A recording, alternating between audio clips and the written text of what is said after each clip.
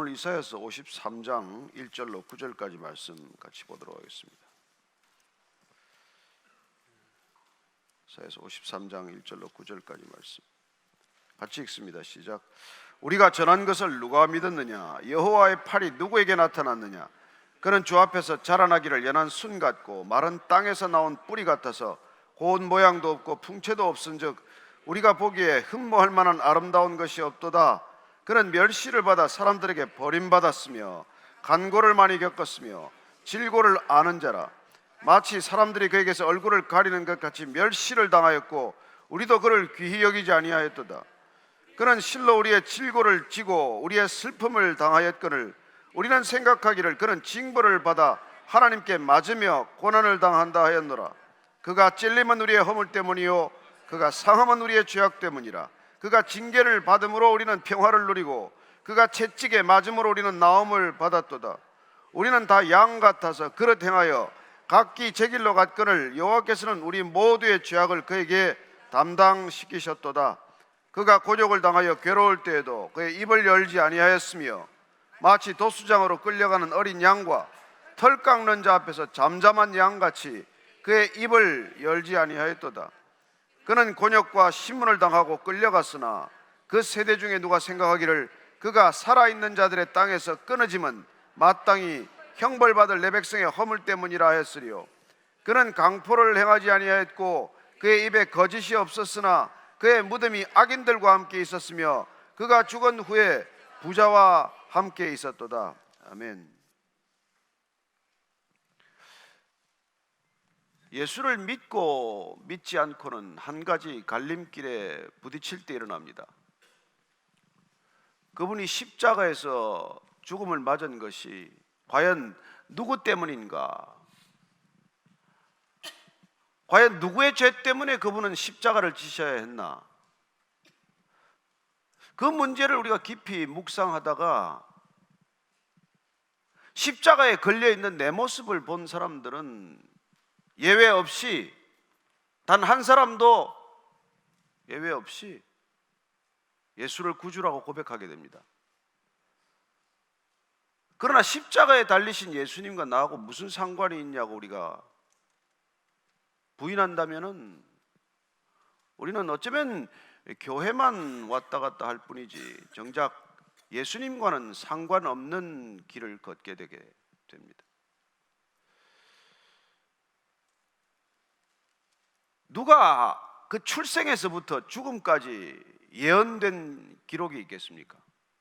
어느 누가 성경 전체에 어떻게 태어나며 어떻게 고난을 받으며 어떻게 죽으며 어떻게 그가 부활할 것인지에 대해서 전 기록을 가진 분이 있겠습니까? 이사야서는 예수님께서 오시기 700년 전에 이 이사야서를 기록한 것입니다. 오시기 700년 전에, 지금 우리는 2019년을 삽니다. 누가 여기 있는 분이나 저나 2700년의 일을 예언할 수 있습니까? 아니, 예언한들 맞을 리가 있겠습니까? 예수님께서 이 땅에 오셔서 어떤 모습으로 오실 거라고 예언되었지만, 이사야서를 통해서 예언이 기록되었지만 그때도 믿은 자가 없었었고 예수님이 오셨을 당시에도 그 예언대로 이루어졌다는 것을 믿거나 또 그분을 메시아로 받아들인 사람은 지극히 극소수에 불과했다는 것을 알게 됩니다. 그렇죠. 우리의 생각과는 너무 다르기 때문이죠. 우리가 기대했던 메시아가 아니기 때문입니다. 어떤 메시아를 기대할까요? 그렇습니다. 유대인들은 항상 이 억압에서, 정치적인 속박에서, 군사적인 속박에서, 경제적인 결핍에서 풀어줄 수 있는 걸 메시아라고 생각을 한 것이죠. 메시아란 우리의 문제를, 드러난 문제를 해결해 주시는 분을 메시아라고 여긴 것이죠. 그랬기 때문에 우리가 기대하는 메시아와 너무 다른 나머지 그분을 메시아로 받아들이기에는 턱없이 부족하다고 생각하는 것입니다. 너무 연약하고 너무 볼품이 없고 당연히 멸시해도 괜찮은 분처럼 오셨기 때문에 그분을 메시아라고 인정하기에는 내 자존심이 허락하지 않았을 것입니다. 만약 지금도 어디 공사장에서 목재를 좀 나르고 시멘트를 좀 나르다가 갑자기 그분이 한 2, 3년 사라졌다가 나타나서 내가 메시아라고 그러면 누가 믿겠습니까? 그분은 공생애가 시작되기 전에 주로 목수라고 하지만은 삶의 현장에서 끊임없이 일했던 분입니다. 힘든 일을 했을 것이고 많은 사람들의 어려운 가정 집집을 다니시면서 그분들의 형편과 사정을 알 뿐만 아니라 어쩌면 그렇게 돈을 지불할 수 없었던 사람들에게 찾아가서 그들의 테이블이나 그들의 책상이나 그들의 의자를 고쳐주는 그런 일들도 하셨을 것이고, 또 큰 공사가 벌어지면 공사장에 가서 1년이고 집에 들어오지 못한 채 그 공사장에서 어쩌면 요새 우리가 부르는 한밭집에서 숙식을 해결하면서 그런 일들을 하셨던 분입니다. 그분이 어느 날 성령 세례 받았다고 하나님의 말씀을 전하고 하나님 나라가 가까이 왔다고 선포할 때 누가 그분을 메시아로 받아들였겠습니까? 그러나 우리가 이 이사야서에 예언된 이 기록을 보면은 예수님은 그런 모습으로 오셔야 했다는 것을 알게 됩니다. 자, 1절 2절 같이 읽습니다. 시작. 우리가 전한 것을 누가 믿었느냐? 여호와의 팔이 누구에게 나타났느냐? 그는 주 앞에서 자라나기를 연한 순 같고 마른 땅에서 나온 뿌리 같아서 고운 모양도 없고 풍채도 없은즉 우리가 보기에 흠모할 만한 아름다운 것이 없도다. 누가 믿었겠느냐? 아무도 믿지 않았다는 것입니다.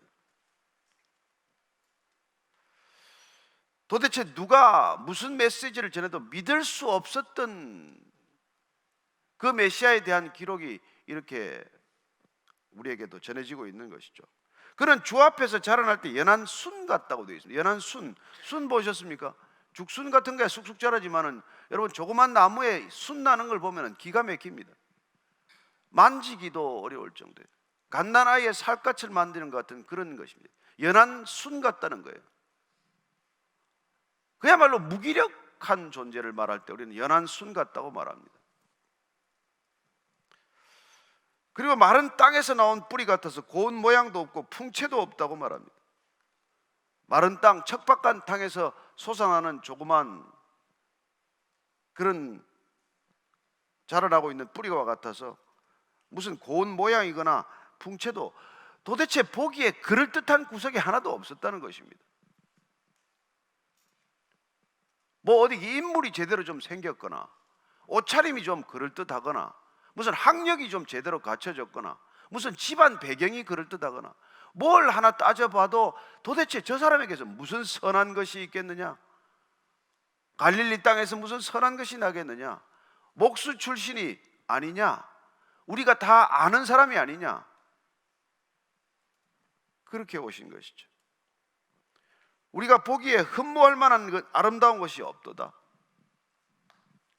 여러분 외모지상주의라고 그러지 않습니까? 과거에는 안 그랬습니까? 오늘날만 뭐 외모지상주의겠습니까? 그저 사람들이 생김이나 옷차림에 그렇게 신경을 쓰는 이유가 뭘겠습니까? 그걸로 사람을 평가하는데 무슨 다른 길이 있습니까? 뭘로 사람을 평가하겠어요? 그러나 예수님께서는 전혀 모양도 풍채도 흠모할 만한 것도 아무것도 없었다는 것입니다. 그런 분이 메시아로 오셨다는 것입니다. 그러니 저와 여러분들이 지금도 메시아를 기다린다면, 메시아를 갈망한다면 이런 사람을 눈여겨봐야 되지 않겠습니까? 무슨 권력에 있는 사람이 아니라 무슨 대기업을 일군 재벌이 아니라 고운 풍채도 모양도 없는 사람을 주목해야 되지 않겠습니까?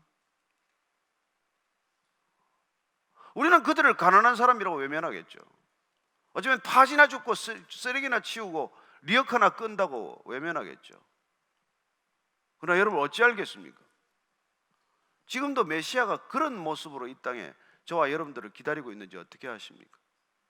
만나기 위해서, 우리를 부르기 위해서, 초청하기 위해서 청와대에서 청첩장을 보내는 것이 아니라, 국회에서 우리를 부르는 것이 아니라, 어쩌면 가장 이 시대도 가난한 곳에서 본 모양도 풍채도 없는 사람을 통해서 우리를 찾아오신다는 것입니다. 3절 말씀입니다. 시작. 그는 멸시를 받아 사람들에게 버림받았으며 간고를 많이 겪었으며 질고를 아는 자라. 마치 사람들에게서 얼굴을 가리는 것 같이 멸시를 당하였고 우리도 그를 귀히 여기지 아니하였도다. 우리도 그를 귀하게 여기지 않고 멸시하고 그를 조롱하고, 그는 하도 멸시를 받아서 사람들에게 버림받았을 뿐만 아니라 간고를 겪고 질고를 아는 자라고 말합니다. 우리가 겪을 수 있는 고통은 다 겪었다는 것입니다. 왜 메시아입니까? 왜 인간으로 오신 메시아입니까? 왜 인간으로 오신 메시아는 이런 질고와 간고와 고통과 슬픔을 겪으셔야 했습니까? 인간을 위해 오시기 위해서입니다. 여러분, 인간을 알기 위해서, 인간이 되기 위해서는 인간의 고통을 모르고서는 안 된다는 것이죠.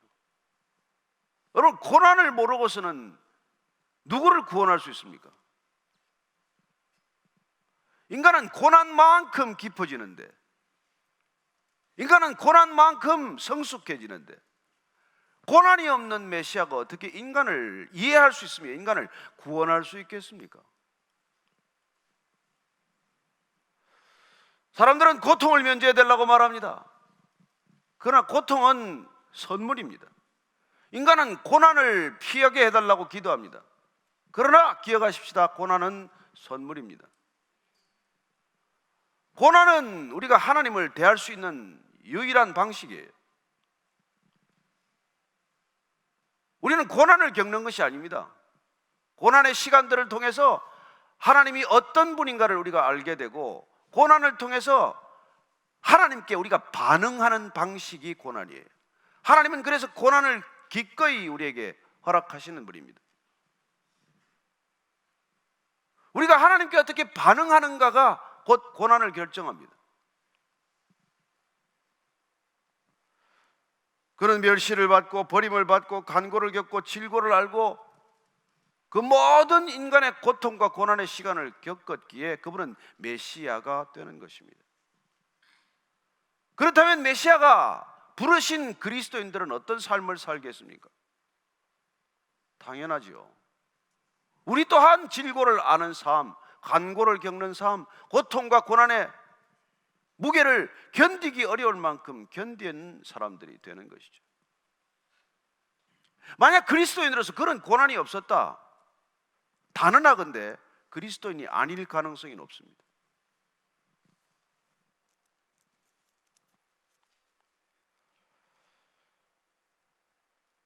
(4절, 5절, 6절입니다. 시작. 그는 실로 우리의 질고를 지고 우리의 슬픔을 당하였거늘 우리는 생각하기를 그는 징벌을 받아 하나님께 맞으며 고난을 당한다 하였노라. 그가 찔림은 우리의 허물 때문이요 그가 상함은 우리의 죄악 때문이라. 그가 징계를 받음으로 우리는 평화를 누리고 그가 채찍에 맞음으로 우리는 나음을 받았도다. 우리는 다 양 같아서 그릇 행하여 각기 제 길로 갔거늘 여호와께서는 우리 모두의 죄악을 그에게 담당시키셨도다.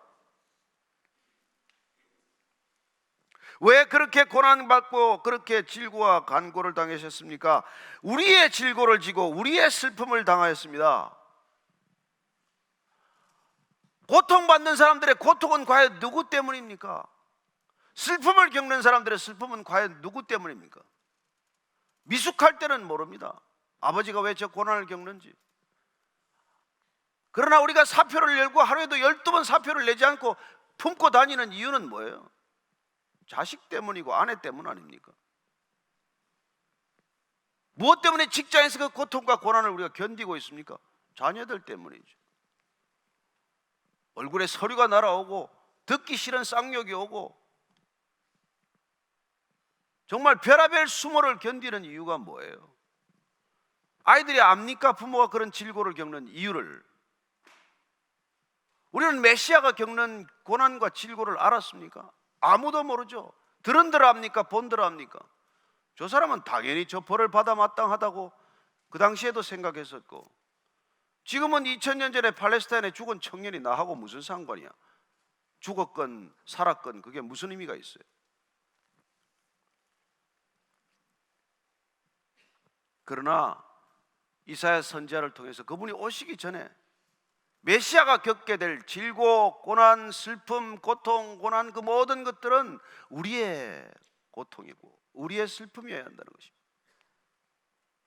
우리의 허물 때문이고 우리의 죄악 때문이고 우리가 징계를 받아야 하는데 그분이 받으셨다는 것입니다. 메시아는 그렇습니다. 첫째는 볼품이 없다는 것입니다. 알아보기 어려울 만큼 볼품이 없다는 것입니다. 메시아는 두 번째, 멸시를 당한다는 것입니다. 사람들에게 존경받는 게 아니라, 어제 우리가 예배 드리면서 어제 영상을 하나 보았지만은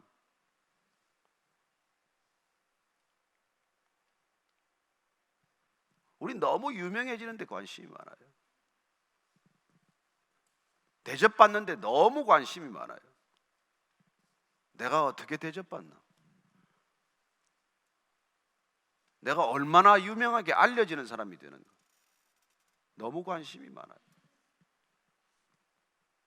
그러나 사도 바울이 나중에 알게 됩니다. 도대체 하나님은 어떤 사람을 부르시는지, 메시아를 통해서 부르시는 사람은 또한 어떤 사람인지 그 자신이 부름을 받고 나서야 알게 됩니다. 고린도전서 1장 27절 이하를 읽어드리겠습니다. 하나님께서 세상에 미련한 것들을 택하사 지혜 있는 자들을 부끄럽게 하려 하시고 세상에 약한 것들을 택하사 강한 것들을 부끄럽게 하려 하시며 하나님께서 세상에 천한 것들과 멸시받는 것들과 없는 것들을 택하사 있는 것들을 폐하려 하시나니 이는 아무 육체도 하나님 앞에서 자랑하지 못하게 하려 하심이라. 자랑거리가 많은 사람들을 쓰는 것이 아니라는 것이죠.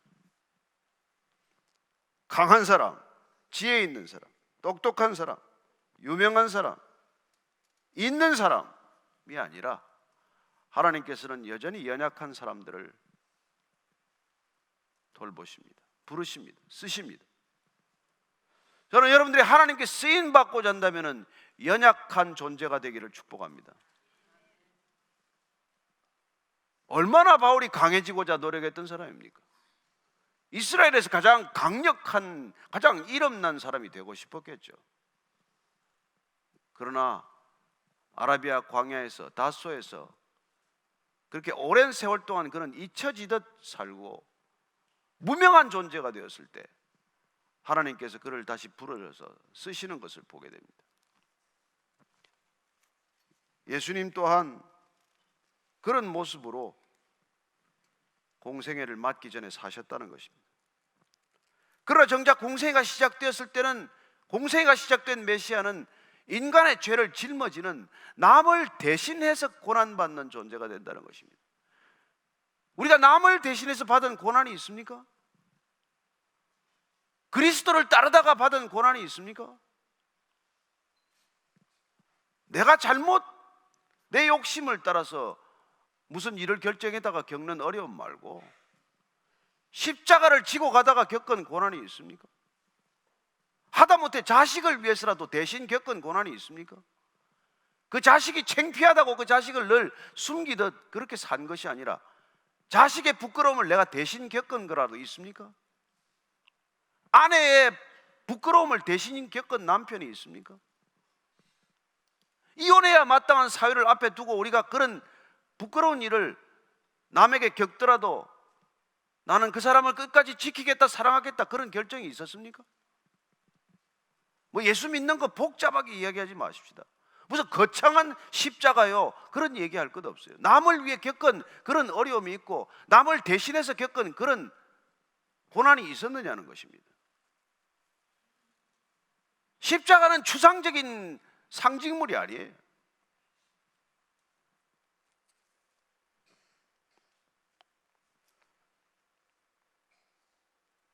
누구를 돌보다가 우리가 그렇게 아픔을 겪고 병자를 돌보다가 우리가 병을 얻고 그런 일이 있냐는 것입니다. 우리는 다 양 같아서 그렇게 행하여 각기 제 길로 갔는데 여호와께서는 우리 모두의 죄악을 그에게 담당시키셨도다. 모든 죄악을 그에게 담당시키셨다 말합니다.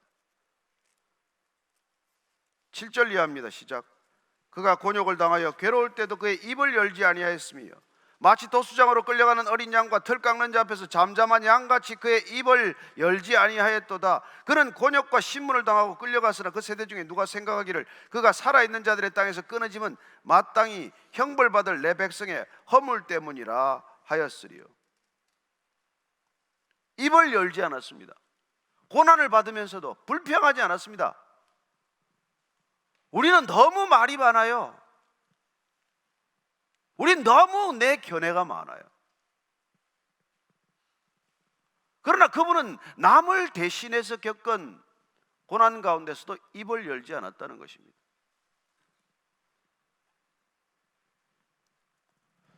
어쩌면 고난 주간 한 주간 동안 침묵을 많이 연습하신 분도 계실 거예요. 이 고난 주간만이라도 내가 입을 좀 열지 말자. 좀 억울한 일이 있고 불편한 일이 있고 불만족스러운 일이 있더라도 입을 좀 닫자. 여러분, 세상을 좇지 않는 사람들은 불평이 적은 사람이에요. 세상은 불면투성입니다. 이 시대를 보십시오. 입 있는 사람들은 다 한마디씩 합니다. 불평과 불만을 그냥 있는 대로 다 폭발시키고 있어요. 불을 질러놓고 사람을 죽이지 않나? 그냥 걸핏하면 남을 때리는 사람이 없나? 그러나 그분이 입을 열지 않고 고난 가운데서도 남의 질고와 슬픔을 겪는 가운데서도 그분은 잠잠히 침묵함으로써 그 모습을 털 깎는 양, 도수장으로 끌려가는 양, 그럼에도 불구하고 끝까지 입을 열지 않는 그런 모습으로 알려주고 있습니다. 베드로는 그 예수님의 모습을 이렇게 기억합니다. 베드로전서 2장 23절 이하를 찾아서 한번 읽어보십시다. 가까이서 보았던 예수님, 십자가까지 지시는 예수님을 끝까지 따르려고 몸부림쳤던 그 베드로가 예수님을 이렇게 기억합니다.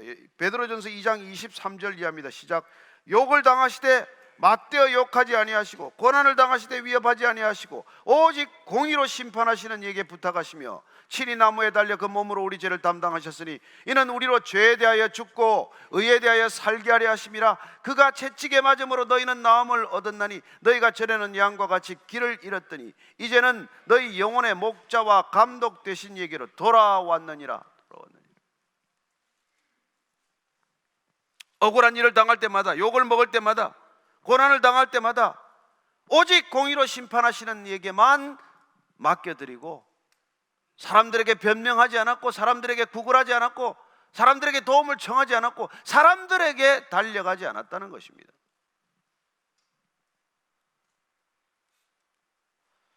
예수님께서 몸으로 우리 죄를 담당하시기 때문에 우리는 죄에 대해서 죽고 의에 대해서 살았다고 말합니다. 그렇습니다. 십자가라는 그런 것입니다. 우리가 죄에 대하여 죽고 의에 대하여 살아난 곳, 그 십자가를 주님께서 우리에게 선물로 주신 것이죠. 우리가 그전에는 끝없이 방황하는 존재였지만 이제는 주님을 따르는 영혼의 목자 되신 감독 되신 그분께로 돌아온 존재가 되었다고 말하고 있습니다. 그렇습니다. 9절 말씀, 그의 죽음까지도 예언하고 있습니다. 시작. 그는 강포를 행하지 아니하였고 그의 입에 거짓이 없었으나 그의 믿음이 악인들과 함께 있었으며 그가 죽은 후에 부자와 함께 있었도다. 어떻게 이렇게 예언할 수 있습니까? 그는 마지막으로 강도들과 행악자들과 함께 십자가에 못 박혔습니다. 그러나 부자인 아리마대 요셉이 그의 시신을 요구했고 돌 무덤에 안치되었습니다. 아무도 쓰지 않은 무덤, 그가 새롭게 가족묘로 아마 만들었을 새 무덤에, 부자의 무덤에 그분의 시신은 잠시 안치되는 것을 보게 됩니다. 이사야를 통해서 예언된 메시아, 오실 메시아, 고난의 메시아, 고난받는 종, 그 종을 우리에게 이렇게 알려주지 않았다면 우리는 끝까지 그분이 메시아라는 것을 몰랐을 것입니다. 그러나 그분을 경험하고 우리가 그분의 십자가에서 우리가 죄에 대하여 죽고 의에 대하여 살았을 때 우리는 더 이상 불평불만하는 입술이 아니라 도수장에 끌려가는 양처럼 때로는 침묵하는 입술이 될 것이고, 그리고 누군가를 위하여 대신 우리의 생명을 내어놓는 존재가 된다는 것입니다. 저는 2019년 이 교회가 대신 책임을 지는 교회가 되기를 기도합니다. 한국 교회에 잘못이 있다면 베이직 교회가 책임을 지는 그런 존재가 되어야 한다는 것입니다.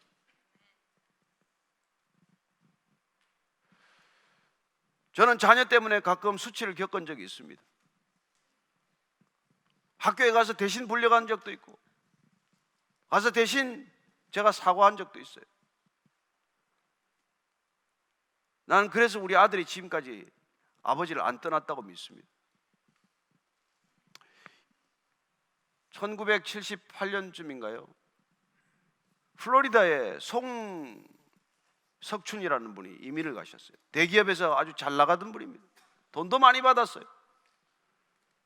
그러나 이 인사 관리, 그냥 사람들에게 그냥 비굴해야 승진되는 이 시스템에 환멸을 느끼고 그럼 일찍 이민 갔습니다. 그러나 가서 무지하게 어려웠어요. 특별히 큰아들이 말도 안 되고 하니까 그냥 매일 사고를 치고 말이죠. 미국 애들 때리고 온다든지 해가지고 교장에 몇 번이나 불려가고, 그리고 억울하게 본인이 당한다고 생각했든지 이 아들이 한 번은 그냥 미국 애들 며칠 모아가지고 휴일날 말이죠, 가서 그냥 학교를 몽땅 다 때려 부셨어요. 그래서 그냥 학교 사상 가장 큰 밴들리즘으로 그냥 그 로컬 신문에 기사가 나고 난리가 났어요. 그래가지고 갇혀버린 거죠, 중학교 2학년 아들이. 그런데 그 아버지 송석춘 씨가 아들이 그렇게 갇혀 있을 동안에 본인이 나머지 내 아이들, 어린 아이들을 데리고 아내와 함께 온 가족이 학교에 청소를 시작했어요. 그리고 이 송씨 가족은 교회에서도 눈초리가 험악해서 교회도 떠나게 됩니다. 아무도 교회에서 그를 따뜻한 눈초리로 보지 않았어요.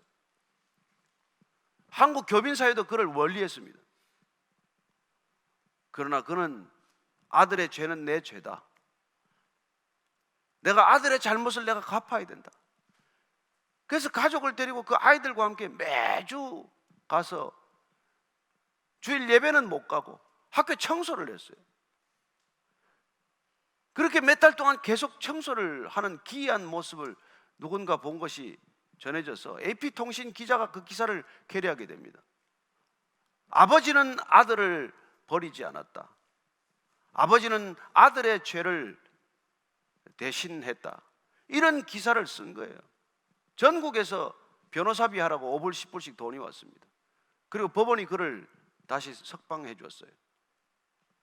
그리고 그 아들, 절망에 빠져있던 아들, 감옥에서 자칫하면 감옥을 전전했을 아들이 대학을 잘 나오고, 그리고 나사의 산하의 방산업체에서 지금 아주 탁월한 엔지니어로서 일하고 있습니다. 학교를 때리고 부셔온 아들을 두드려 패서 아들의 뼈를 부셨다면 어떻게 됐겠습니까? 창피한 아들 때문에 더 이상 관계를 갖지 않겠다고 그 아들을 내쫓아 버렸으면 어떻게 되겠어요? 그 지역사회의 수치스러움을 견디지 못하고 그 아들 데리고 돌아왔으면 또 어떻게 되겠습니까? 한국으로 그냥 가자 다시. 부끄러움을 겪고, 그리고 그 아들을 위하여 대속, 그는 죄를 대신 갚은 것입니다. 속죄한 것입니다. 누군가 대속하지 않고 우리의 죄는 사라지지 않습니다. 구원, 값싼 구원을 얘기하지 마십시다. 그분이 피 흘리지 않았다면 우리에게 구원은 없습니다. 그런 은혜를 받은 우리가 누구를 위하여 한번 잘못이라도 뒤집어 쓴 적이 있으며, 누구를 위하여 우리가 손해본 적이 있으며, 누구를 위하여 우리가 잠잠히 침묵한 적이 있습니까? 그저 조그만 거라도 남을 도우면 도왔다고 떠들고, 그저 조그만 일이라도 내가 하면 하지 않은 일까지 보태서 얘기하지 않습니까? 그래 세상에서는 값싼 기독교, 값싼 구원, 값싼 은혜, 값싼 복음을 만들어버리지 않았습니까?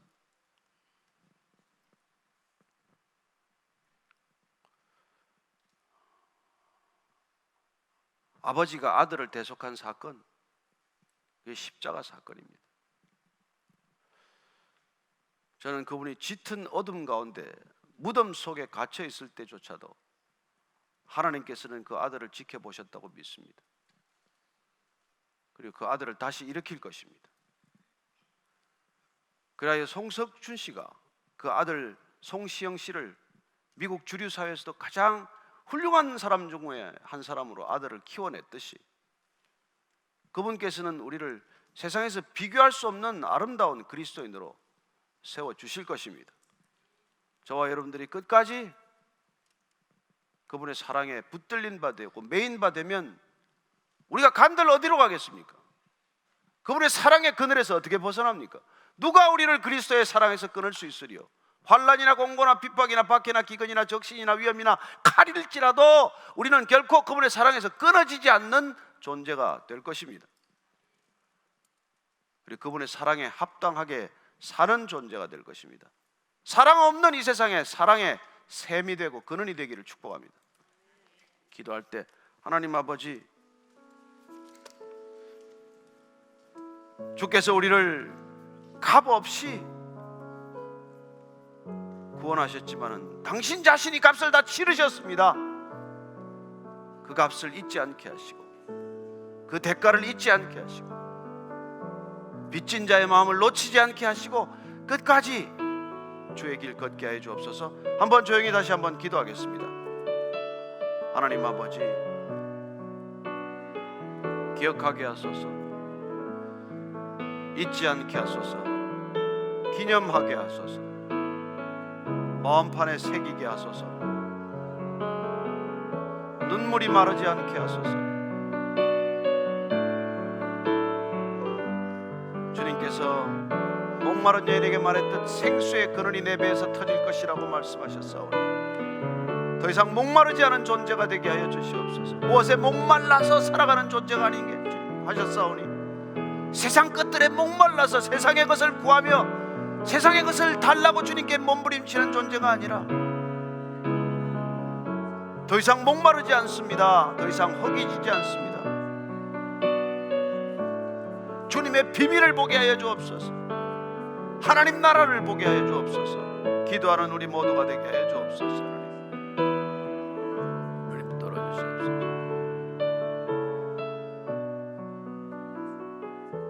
우리에게 주신 십자가를 다시 한번 기억하며 기억하십시다.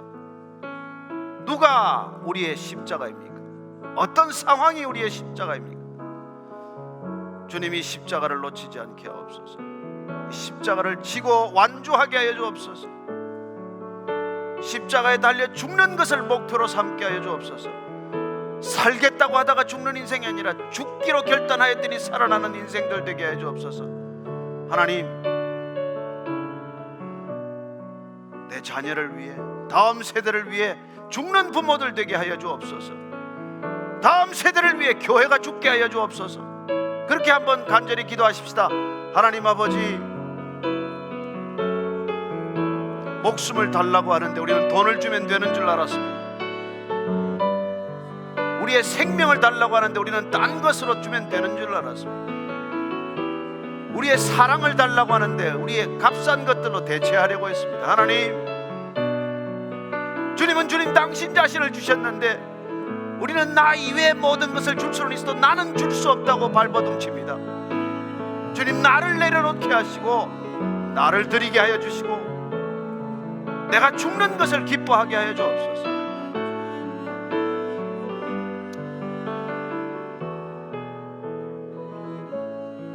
하나님 아버지, 전부를 주셨사오니 전부를 주님께 돌려드리게 하여 주옵소서. 이제는 우리 구주 예수 그리스도의 은혜와 아버지의 사랑과 성령의 기름 부으심이 오늘 연한 순 같아서 볼품도 풍채도 흠모할 것도 없지만 그러나 그런 메시아를 통해 우리를 영원한 생명의 길로 인도하셨듯 우리 또한 아무것도 없은 연약한 존재라고 할지라도 주님 손에 붙들려 누군가에게 생명의 통로 되기를 결단한 이 자리에 고개 숙인 모든 성령의 지체들 위해 지금부터 영원까지 함께 하시기를 간절히 축원하옵나이다. 아멘.